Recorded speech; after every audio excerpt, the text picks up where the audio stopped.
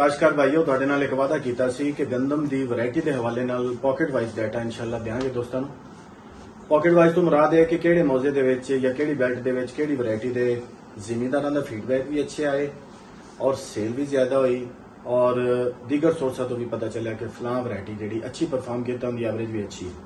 इस हवाले नाल कुछ डाटा जिहड़ा मैं कंपाइल किया उकाड़े जिले का तुहाडे नाल मैं शेयर करना। सब तो पहले अगर असीं देखिए गुगेरा VGD ते 3R belt VGD गुगेरा 3R belt जिहड़ी सारी है ये दिलकश जिहड़ी है एवरेज के हिसाब नाल भी बेहतर रही और इहदा आटे का जिहड़ा गंदम के आटे का फीडबैक जिहड़ा रोटी का फीडबैक है वह भी बहुत अच्छा है।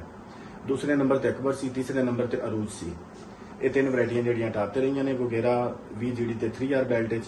अगर असीं मौजा अकबर साइड की गल करिए तो फिर असीं दिलकश अकबर ये जिहड़ियां दो वैरायटियां टॉप ते रही एवरेज के हिसाब नाल। तांदलियां वालियां दे विच भी दिलकश और अकबर ही है। जोया नौल प्लाट ते मंगना दे विच इस बेल्ट में अगर असीं देखिए तो इस बेल्ट ते अकबर का ज्यादा जोर सी, दिलकश दूसरे नंबर ते है। फिर अगर असीं चूचक मुबालका साइड देखिए तो उधर अकबर और सुबहानी इन दो वैरायटियां की ज्यादा डिमांड रही, लेकिन दिलकश के भी फीडबैक अच्छे आए ने। टॉप ते बहरहाल असीं अगर कहिए तो दिलकश ही है। रिनाला दे विच दिलकश, अकबर और फखरे बकर ये तीन वैरायटियां दे तकरीबन बराबर फीडबैक सानू आए ने। जिमीदारां ने फखरे बकर के हवाले नाल भी रिनाला साइड ते अच्छा फीडबैक दिता एवरेज का भी। और दीपालपुर दे विच अकबर, दिलकश ते अरूज अरूज के हवाले नाल दोस्त कहते हैं कि आटा और रोटी की क्वालिटी बहुत अच्छी है और दिलकश की एवरेज भी अच्छी है। एवरेज अल्लू अगर नंबर वेखिए तो दिलकश तकरीबन ज्यादा बेल्टां दे विच नंबर लै रही। इस तो बाद अगर असीं हवेली दे विच भी अरूज, दीपालपुर और हवेली बसीरपुर साइड ते अरूज जिहड़ा सीड है वो ज्यादा सेल होया अकबर नालों भी, दिलकश नालों। इस तो अलावा कुछ दोस्त पूछते हैं कि नवीं वैरायटियां किहड़ियां असीं काश्त करिए। नवीं वैरायटियां दो किस्म दी होंदियां ने, एक वैरायटी होंदी अप्रूव्ड वैरायटी और नॉन अप्रूव्ड। अप्रूव्ड वैरायटी होंदी है जिहड़ी गवर्नमेंट ने पास कर दी हुई है और नॉन अप्रूव होंदी है जिहड़ी अजे ट्रायल बेसिस ते विक रही होंदी, सेल हो रही होंदी, लेकिन अजे ट्रायल बेसिस ते ही होंदी तकरीबन।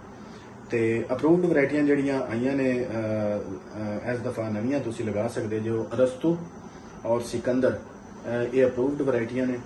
और नॉन अप्रूव्ड वैरायटियां अगर वेखिए तो चैंपियन और बकर स्टार अजे नॉन अप्रूव चल रही हैं। लेकिन यह है कि नवीं वैरायटी तुसीं हमेशा एक अगर ज्यादा प्लाट है बड़ा एक अद्धा एकड़ विच नई वैरायटी का जरूर शामिल कर लिया करो, क्योंकि अगर वो बहुत आउटस्टैंडिंग अच्छी क्वालिटी की वैरायटी निकलती है तो फिर तुसीं उहदा बीज भी अपना रख सकते जे और अगे उन्होंने काश भी कर सकते जे। लेकिन अगर हुण असीं गल करने गंदम के आटे के हिसाब नाल, गंदम की रोटी की क्वालिटी के हिसाब नाल ज्यादा अच्छे फीडबैक किंदे आए ने। सब तो पहले नंबर पर अगर असीं वेखिए तो अरूज और सुबानी ये दो गंदम दी वैरायटियां ऐसियां ने जिन्हां दी रोटी की क्वालिटी के हवाले नाल बड़े अच्छे फीडबैक आए ने।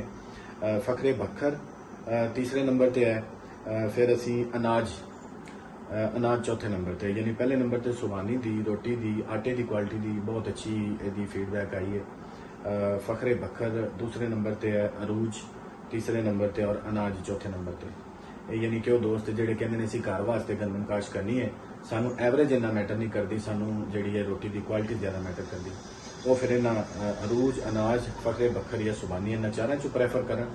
अदरवाइज जिहड़े दोस्तों ने कोई नई वैरायटी लगानी है कोशिश करन अप्रूव वैरायटियां लाण। उहदे विच रस्तू है, सिकंदर है, नॉन अप्रूव दे विच चैंपियन है, बकर स्टार है।